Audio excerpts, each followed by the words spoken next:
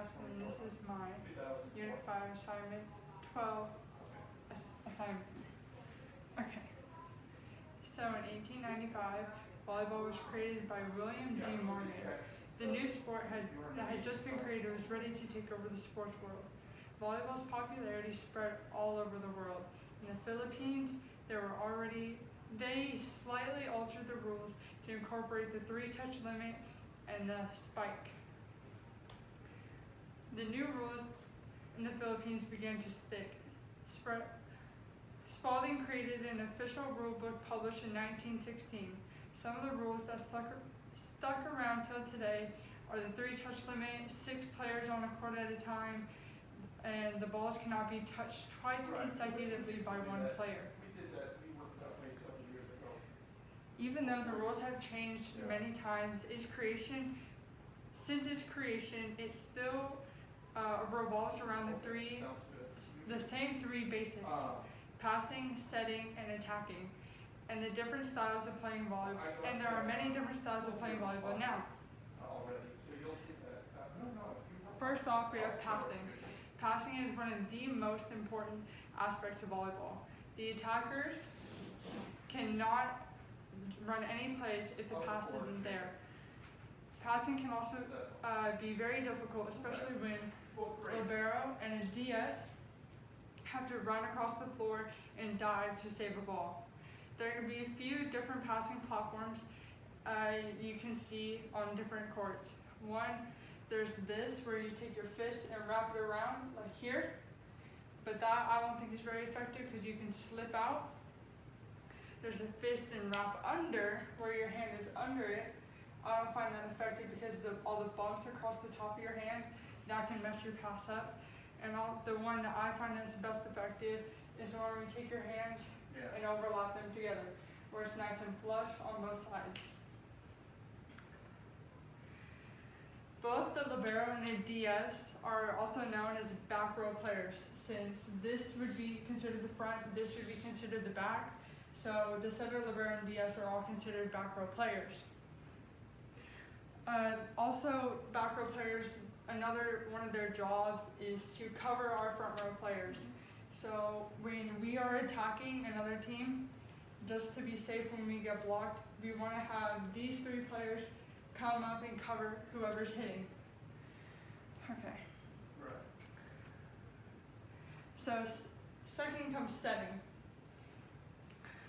Once you get a good pass to your target zone, which is right here, so one of these 2 players will pass it to the target zone if it's a good pass.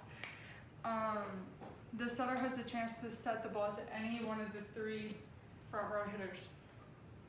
A set is a very delicate touch, but can also be messed up very easily.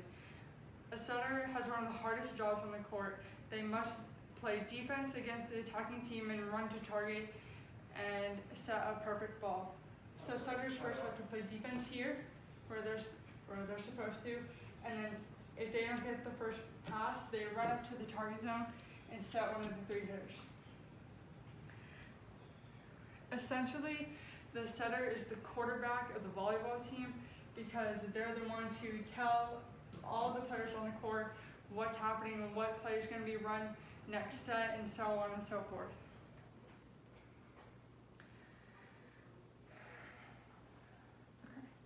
Next, there's attacking. There's many different ways a team can attack the opposing team. First, it can be through a serve, which is usually served back here on this end, behind the bounce lines. There's many different types of serves. Especially in whichever environment you're playing in, either indoor like this or outdoor on a sand court, which is essentially the same, just without the front and back rows. So for indoor, you have either a jump serve, a regular serve, or an underhand serve, which underhand serve is usually for younger players. And in sand, a lot of players serve with the fist, or they serve regular or jump. Indoor players tend to have a different serving style than sand players. Indoor players tend to bounce the ball on the ground before they serve, and sand players tend to spin it like this in their hand before they serve to try and knock off any sand that they just got on it from the past play. And so a serve is another way to like attack an opposing team. Another form is by the 3 front row hitters right here.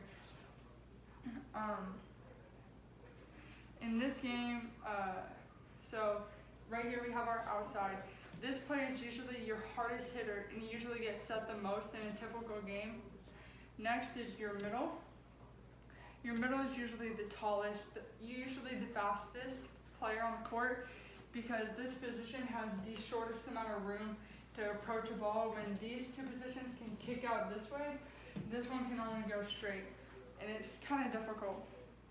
And this player needs to be in sync with the setter the entire time, because when the setter runs up here, the middle can accidentally flash into the setter, which will mess up a lot. So a setter and a middle really need to be on the same page. And the right side, this player is usually left-handed or is too short to be middle but tall enough to still be in the front row. This player needs to be able to handle sets that might be slightly off since the setter is setting the ball backward to this player. So when the setter runs to the target zone, they're facing this way. So when they set the right side, they will be backwards and setting blindly. So I have taught you the basics of some of the differences. I taught you some of the basics and differences in volleyball, and just a few different things of like indoor and sand.